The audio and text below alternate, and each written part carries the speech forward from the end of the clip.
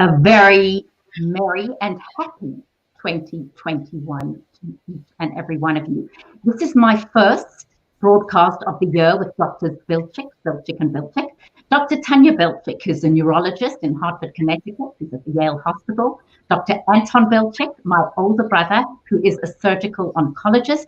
And Dr. Brian Bilchik, who is my younger brother, who is in Boston, and he is a cardiologist. All are very brilliant and all have great advice and guidance for us.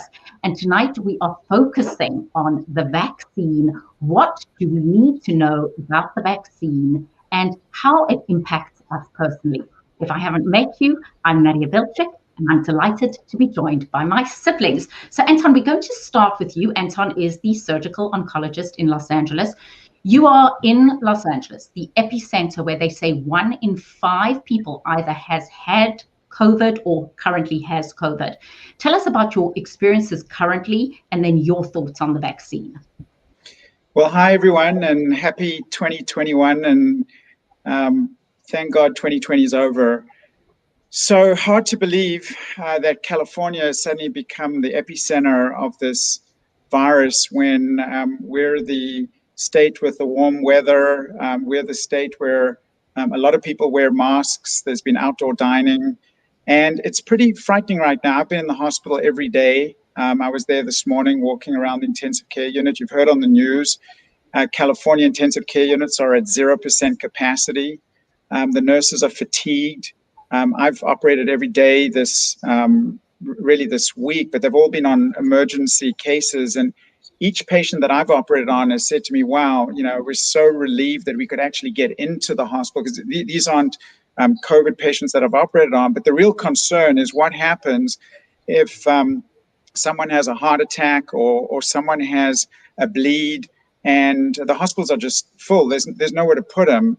And so we really are kind of experiencing something quite frightening, especially since there are 84 million people traveling right now. And I think this is probably the peak of the Thanksgiving events, and we just don't know what January is going to bring, but I think the writing's on the wall. Anton, you've had your first vaccine. So tell us about your experience and then the writing's on the wall, unless, of course, the vaccine rolls out quicker than we are anticipating. Yeah, so it was kind of fun in a way to get the vaccine at 8 a.m. Pacific time, while Brian was getting it 8 a.m. Eastern time, exactly the same day, almost 3 weeks ago. We didn't plan it that way, but we both got our shots. And other than a little bit of discomfort in the arm, really, I've not seen anyone have any adverse response. So going to you, Brian, who has also had the first of his 2-shot vaccine, correct? Correct. And what are you seeing in Boston? So, Boston had this incredible surge earlier last year now. So March, April 2020. And then we plateaued and came down very quickly. I think just like California, but not quite as aggressive as in California, our numbers are increasing. Our hospitals are not at capacity yet. Boston per se has a lot of hospitals. A lot of students aren't in the city, so a lot of people are working remotely or not coming into the city. So the population, the density may be down a little bit. But the numbers are actually increasing in a concerning way. I think there is a tremendous amount of optimism about the vaccine. I don't think any of us have ever seen a vaccine that is reportedly 95% effective to prevent a viral infection. So the numbers are astounding. But I have to say, as Anton and I were talking about the vaccine and getting the vaccine just, a few weeks ago, it was a kind of a surreal moment where you're getting this really novel vaccine injected into your body. There was so much hype and anticipation for it. And there was this moment of what am I doing? Is this going to help me? Is this going to hurt me? We all know that it's going to help us, but that realization of being in that position, suddenly that thought just briefly went through my head. Obviously, I didn't act on not having it, because I think the more people that get it, the quicker we can get over this pandemic. So it was a kind of a surreal moment. The injection itself wasn't uncomfortable at all. I got a little anxious about it. And the hospital, the Brigham Women's Hospital where I had it in Boston, did a tremendous job. And then you have to wait around for 15 minutes afterwards and schedule your next appointment during that time. But the 15 minutes is because of the potential for a very rare and unlikely allergic reaction. So waited around, left, and I have my appointment next Saturday. So I'll be, because I got the Pfizer vaccine, it's a 3-week interval. Anton and I both got the Pfizer vaccine, which was approved first. And I think Tanya got the Moderna vaccine, which was approved just a few days later. I think being in the hospital with at least one vaccine in me, I feel a little bit reassured. Still have to be incredibly cautious because we're not 100% protected yet, and we don't really know about the transmissibility. So even though you've had a vaccine, you're still going to wear masks, you're still going to socially distant, you're not going to go out and party, but it does give you that little sense of, if enough people have this, we'll be in much better shape shortly. Tanya, your experience with the Moderna vaccine? Sure. Let me just correct you. Yale is actually in New Haven, not in Hartford. Apologies. Oh, thank you. Even though we're in a small state, there is 1.5 hours between the two corners of Connecticut to the other corner. So I'm very fortunate to be at Yale, and Yale has done an incredibly good job of rolling out the vaccine to all of their healthcare workers. And yes, I got the Moderna vaccine, had to make an appointment, got the shot, had to wait 15 minutes, scheduled the second injectable. Other than fatigue and a little bit of an injection site reaction, some achiness in the deltoid muscle, no side effects, very well tolerated. In fact, it was funny because it's only offered to healthcare workers at the moment, and they called the house to say they weren't sure whether I showed up. And my husband picked up the phone. He said, well, I know she was there because she was in a quiet secret room where they were doing the vaccine. It wasn't very advertised. He goes, but I'll have it as well. So I think a lot of spouses of healthcare providers are excluded from getting the vaccine, and they would really like it. Oh, so he didn't get it. No, obviously he didn't get it because he is not a primary face-to-face healthcare worker, which kind of makes sense. I mean, that's the right thing to do. Now, what's interesting is I did get the Moderna vaccine. Side effect profiles, pretty similar. Efficacy is pretty similar to the Pfizer vaccine. Only difference is you wait 4 weeks between the injections because that's the way the studies were done. Now, what's kind of interesting is I have a daughter living in Israel. Israel has done an incredibly good job of vaccinating 10% of their population already. They did their healthcare workers first, and now they are vaccinating pretty much everybody over the age of 60, which is really good. So they're going to try and get the community involvement. What I was reading about Israel is obviously when you've got this fragile vaccine that has to be frozen and then thawed, if they have extra vaccine, they're not going to throw it away or waste it. If somebody comes along with an older person and they just happen to be younger and they just happen to be at the right place at the right time, and there's leftover vaccine, they're not going to throw it away. They're going to inject the people that come with somebody else, which I think makes a huge amount of sense. Don't waste vaccine. And sadly, there was a case where a pharmacist in Wisconsin decided to thaw out some of the vaccine as almost a sabotage. And God, who knows what's going on kind of in that person's mind. But why would you sabotage something like that? So, if you have the opportunity, get yourself a vaccine. The side effects are minimal. We'll live with the side effects. And that's what you're saying to patients. And Tanya, you specialize in headache formerly at the Hartford, in Hartford, and now Right. in New Haven. Right. Would you say to patients with headache, no headache, yes, get the vaccine? Absolutely. And now there's also, unfortunately, a side effect of developing COVID. I have a number of my migraine patients who, when they develop COVID, have horrible, horrible headaches. They almost have worsening of their headache syndrome. So, of course, that group of patients should be vaccinated if they can, when they can, if they can. And it's also a younger group of patients that suffer from severe migraine. And so they're not going to be in the first tier unless they're healthcare workers or first-line responders or teachers or somebody else that's going to be in the first wave of inoculations. So absolutely, if you can, get it done. So you speak about Israel. Anton Brian, what is Israel doing? Why could we in America?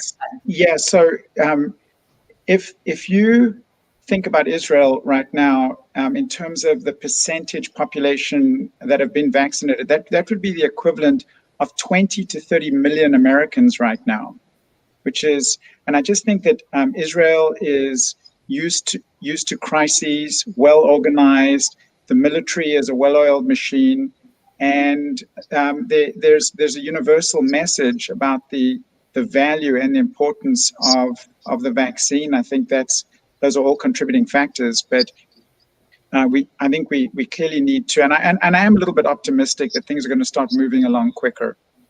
So, Anton, you said something interesting, and this is for all of you, is if you think we started talking in March, what were the issues in March? Was not enough PPE. Now there's enough PPE, there isn't enough vaccine, right? Yeah. Well, there's not enough hospital capacity. Let me add something else.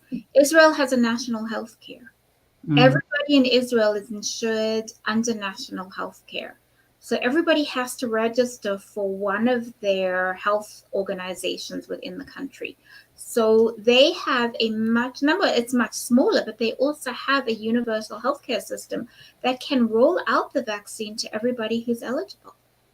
Now, Brian, as a cardiologist, you see a lot of older patients, people who have heart issues, typically one would think are over 65.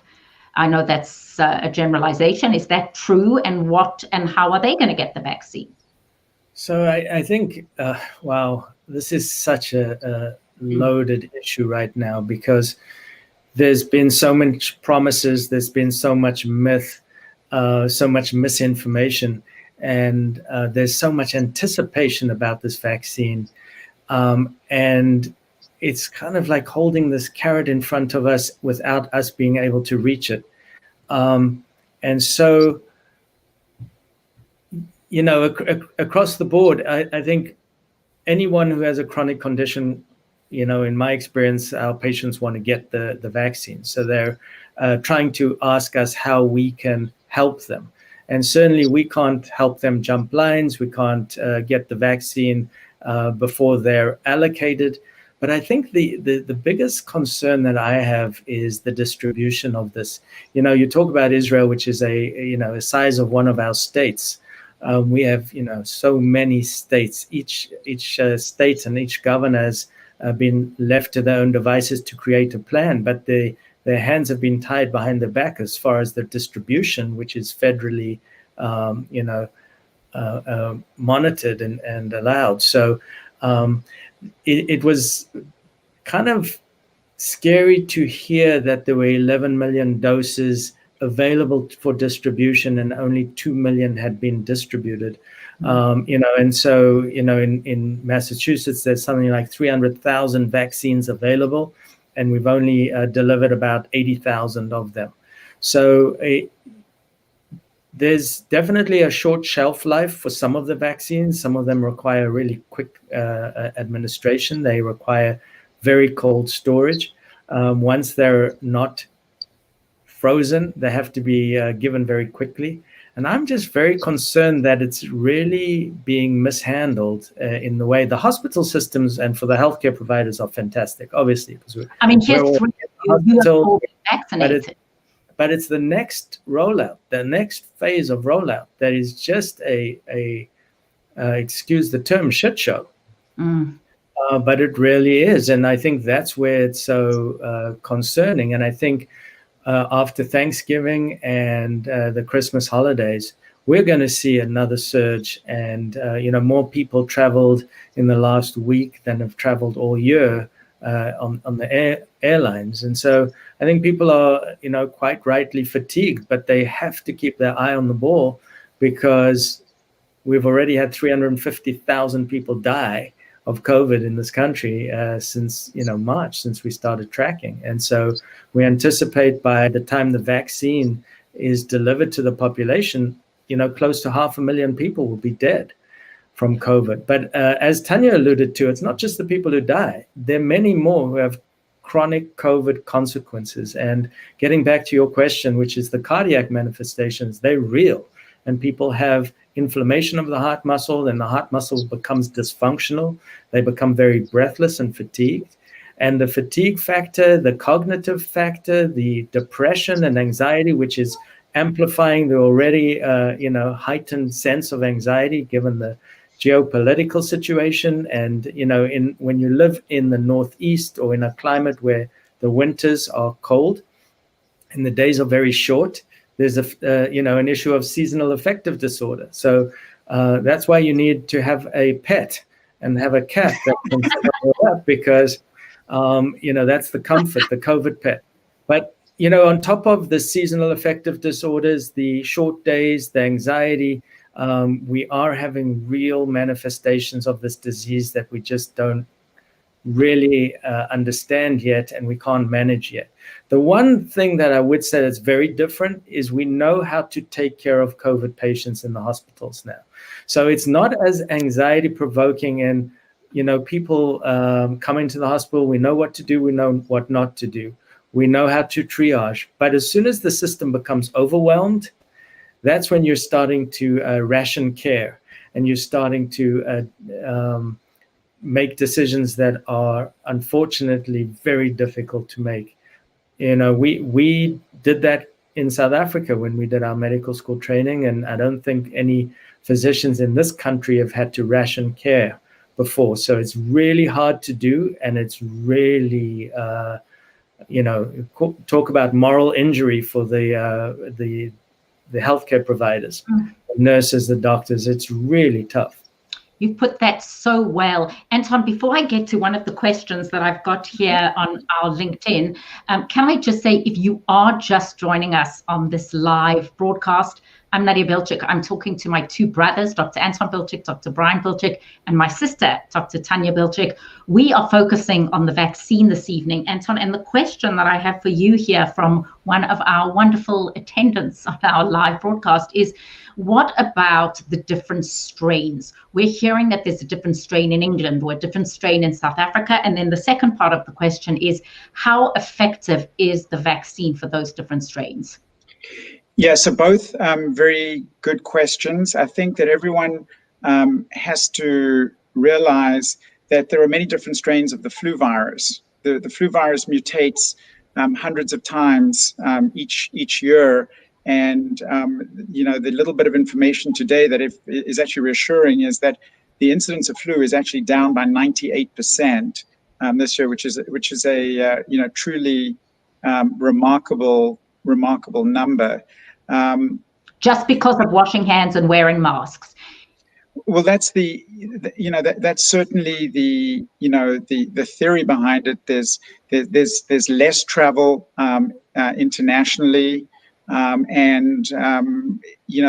flu virus is transmitted the same way as COVID-19. So, but that really is a remarkable statistic. As far as these, mutations, I think that there is real concern, because I am still trying to figure out, how did we in California become the epicenter? And one possible reason is that one of these very aggressive mutations, we know is already in California, but may actually be more prevalent than we think. And what that means is that this mutation is much easier to transmit than the other types of COVID-19. And so it may well be even more common in California. That certainly may be one of the reasons. But I think the other concern, which is very much on our minds, is, are these vaccines going to work against all of these mutations? And certainly the thought leaders, including Dr. Fauci, have expressed optimism.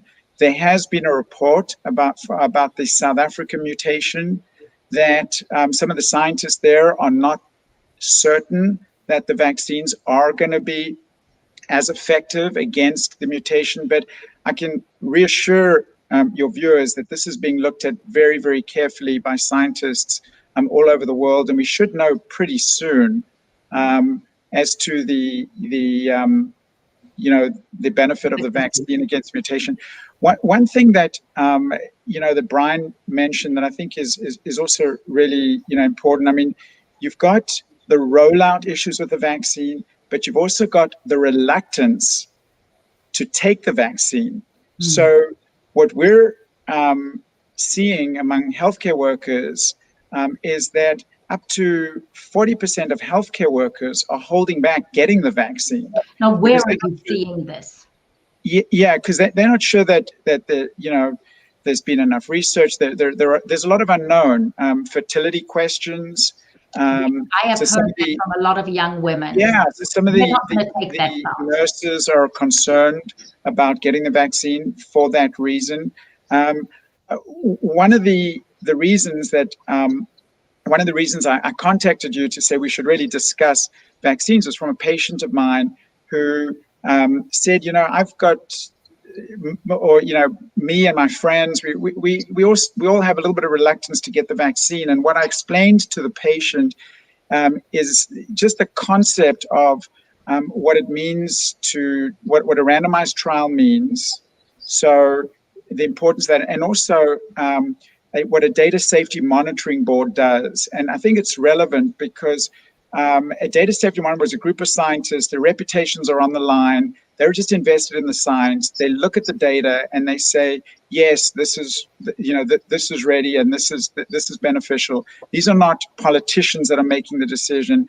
And so my patient said to me, that's very reassuring to know that's something that you should share with others. What happens behind the scenes, because the vaccine has been politicized, because masks have been politicized, I can reassure your viewers that the people that look at the vaccine data are not politicians, and having been subject to reviews by data safety monitoring boards, these are independent groups of physicians and scientists whose entire careers are on the line. So when they say that these vaccines are safe, the vaccines are safe. And when they say that the vaccines are likely to work with 90% plus efficacy, they wouldn't be saying that unless they had good reason to. Thank you. Brian, there's a comment here from somebody who says she's a nurse. Her name is Maya. And she says, thank you for pointing out the burnout and the fatigue from healthcare workers. What can we say to people out there to give them greater sensitivity to what you were saying is that, we go about our lives and there is a huge, maybe not exposed enough what people who are on the front lines are going through, is what she says. I think when you experience this firsthand, it's very, very different. It feels like there's two worlds out there. Mm-hmm. Even when you leave the hospital and you're not on call in the weekend and you go out into the, walk the streets, people are out and, unless it really affects you personally, it's almost like it's something very vague. But when you are seeing it yourself, or you see people dying alone where they can't have visitors in, and they say goodbye to their parents or their loved one through a FaceTime video chat, and they can't give them a hug or hold their hands as they're dying. Those are the kinds of things that are incredibly sobering. And I think it's even more fatiguing for healthcare providers when you see the discrepancy of how the rest of the world are misbehaving or taking this very lightly. You just, time after time, you listen to the stories, you read the stories of healthcare providers breaking down in the hospitals. They're exhausted, they're morally injured. And that's a real entity. It's a part of burnout and wellness. And I think It's heartbreaking to see that people have not taken this virus seriously. And we understand the fatigue and the wearing a mask. And I remember Anton talking about this 9 months ago when he had abrasions on his nose from wearing a mask all day. But, these are the kinds of strategies that still work. And we know so much more. We don't have to shut things down if we can be really attentive to that. So I think it adds to the moral injury. It heightens the moral injury when you see people not taking this seriously and almost to a frivolous, and the leadership have been like that. There's been a total disregard of the intensity of the experience for healthcare providers, but also for people who have been sick.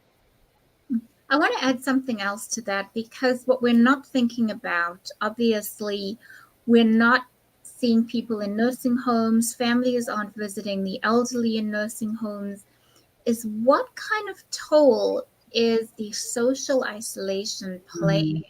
Oh my God. The elderly who basically would rather, die than have nobody come visit them. I mean, it's awful. What about the poor souls in nursing homes who are not having people visit them? The social isolation for the elderly or the ill or the disabled is almost more than being sick. We're protecting people, but we're also causing terrible harm socially and just morally and, the will to live. I mean, what's that doing? Just kind of, we're protecting, quote unquote, the spread of the virus. But what are we doing to people that are in terrible social isolation? Tanya, this morning, after I operated, I stopped in to do a social distance visit of one of our dear friends who's almost 92 years old. And this is a very dynamic, active woman. When I called and, just said, I'm going to stop in on she lives close to us. And, she would just stand outside her garage and I would stand on the other side of her gate and just wave and have that connection. What you're saying is so true. We spoke for about 10 minutes and her face lit up and it was completely safe. And I think that, people are going to have to find ways of really recognizing how important what you just said and finding ways of having some kind of social interaction with those people that are cooped up. What about our mom? Yes. Cooped up in a home, on her own in South Africa, away from her kids, away from her grandkids. And she never complains about it at all, ever. She's remarkable. I have both my mother and our mother and my mother-in-law, both women who are incredibly social, and this cannot be easy. And I agree, and maybe that's something, as we're all listening to this, just that reminder, who in your life right now should you be reaching out to, whether it's a call or a physically distant visit. And if we talk about symptoms, I think one of the most mystifying things about COVID is you get the slightest sore throat. Is that COVID? The way the disease presents itself, even 9 months into it, is so mystifying. Well, it's mystifying, and I think that your young viewers watching have to know that because they're young, that does not mean that they're not going to get sick. I mean, a 41-year-old congressman-elect from Louisiana with no risk factors died from COVID. And when we walk around our intensive care units, yes, most of the people do have risk factors, and most are over 70, 75 years old. But there still are a large percentage of younger people who really have very few risk factors. The Broadway actor is another good example who died from it. Cordray. So I think everyone has to be aware of the fact that just because you're young, you're not immune. And COVID, I mean, in California, if 1 out of 5 people have either had it or have it, the symptoms can be so non-specific. And that's why all of us, every time we sneeze, every time we cough, every time we have a head, I mean, this banter with me and my colleagues, oh, you coughed. Have you been tested? Yeah. You sneezed. Have you been tested? Mm-hmm. I mean, it's, you've got a headache. It's not going very to be tested. conversation this time next year.